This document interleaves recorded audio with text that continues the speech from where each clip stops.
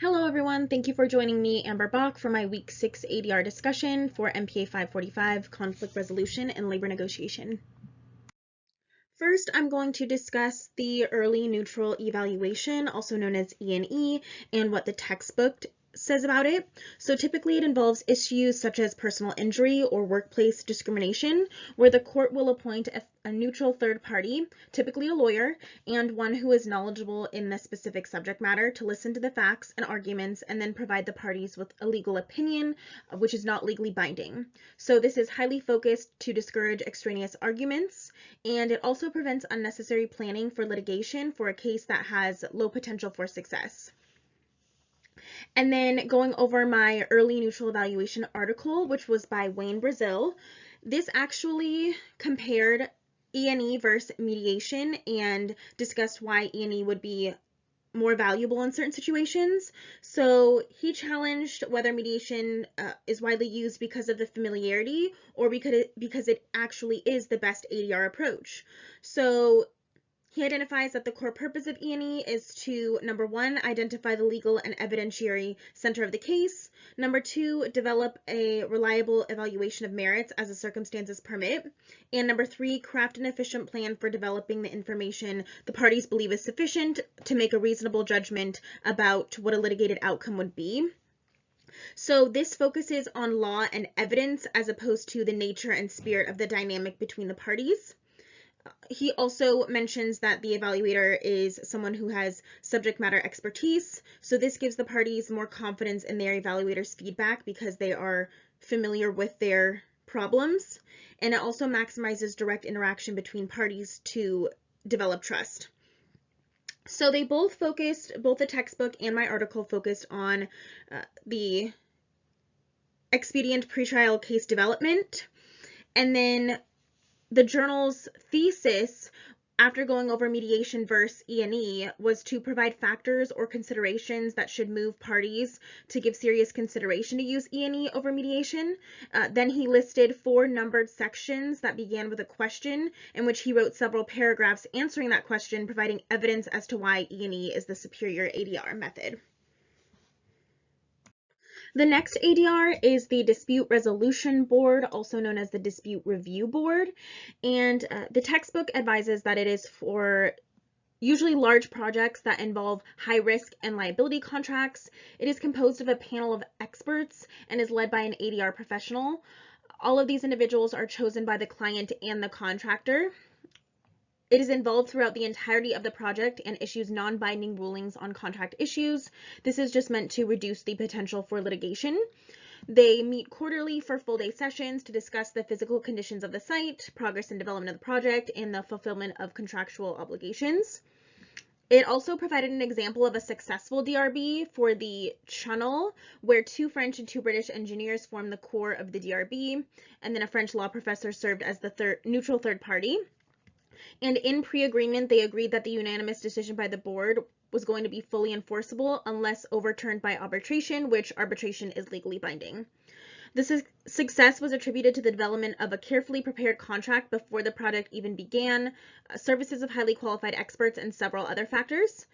This DRB prevented unreasonable delays, managed disputes as they emerged, and proactively managed communication at each step of the project. The journal article just expanded on that. It went over essentially the same information as mentioned in the textbook, but in more detail. It described a brief history and origination of the DRB, the mechanics of implementing this ADR process, choosing the members, running the board, and the costs utilizing a DRB as compared to litigation. The author also discussed the benefits of using a DRB, including reduced litigation rates, prompt resolution of disputes while the project is proceeding, and how it is relatively cost efficient, and the control that both parties are able to choose members that are knowledgeable and experienced professionals. He also went over that several state and local governments utilize this ADR method. The thesis paragraph provided a few sentences on the uniqueness of a DRB, the process of utilizing this ADR, and the costs associated, and then he went on to write detailed paragraphs about each sentence presented in his introduction thesis paragraph. Next, we have the mini trial, and the textbook says that it was initially called an information exchange. It allowed disputants to engage in a non-binding, voluntary, and structured hearing to resolve disputes over contracts, employee grievances, and several other issues. However, it is not suitable in cases that require interpretation of a statute or a binding precedent. And actually, my journal, The Mini Trial by Lester Edelman and Frank Carr, also advised of the same thing. So it also discussed the success of the first mini trial in 1977, in which 2 years of research, the parties only took half an hour to reach a settlement, and the final written agreement was completed in 90 days. It is a more expensive option than arbitration, sometimes as much as being $10,000 per side, but it is still significantly cheaper than litigation. Typically, an attorney or retired judge will hear the dispute, but they may also select a 3-person panel. The panel can serve as arbitrators and decide issues that they cannot resolve. The mini trial is meant to narrow the disputes to critical issues, promote focused face-to-face dialogue, and is informal to prevent the escalation of any disputes. My journal just expands upon that and actually discusses a specific time it was utilized by the United States Army Corps of Engineers. So it was utilized by them because it is less costly and it is an expedited form of ADR. It went over the search for alternatives, goes in detail about the characteristics of the mini trial, advising that it is really a misnomer because the process is actually a structured negotiation rather than a judicial proceeding. It then goes over a detailed explanation about what types of cases are appropriate for a mini trial, like the textbook advised as well, and that it should be with cases involving areas of the law which are unsettled should not use this type of ADR. The mini trial procedures were then reviewed, as well as the experience that the U.S. Corps had utilizing the mini trial. They saved almost $300,000, and the principals resolved the claim in less than 3 days. The mini trial was deemed a success as they saved a significant amount of money and time. The thesis was very clear and concise. The authors stated that they were describing the factors that were considered in designing the mini trial and then the Corps' experience with the process over the years. They discussed both aspects of the statement in great detail and in order listed. And finally, we have the summary jury trial, also known as the SJT. The textbook advises that it's a non-binding trial, usually completed in 1 day, that follows the discovery phase of case preparation and occurs prior to going to a full trial. It is a highly abbreviated format where parties provide memoranda and questions and exchange lists of exhibits and witnesses if ordered by the judge. Parties are allowed 15-minute opening statements, 1 hour to present, and a half an hour for rebuttals. The jury then holds deliberations to arrive at a verdict. The final phase occurs over the next several weeks. This ADR helps disputants and lawyers to see how a potential jury might react to arguments and how a presiding judge might rule on the issue.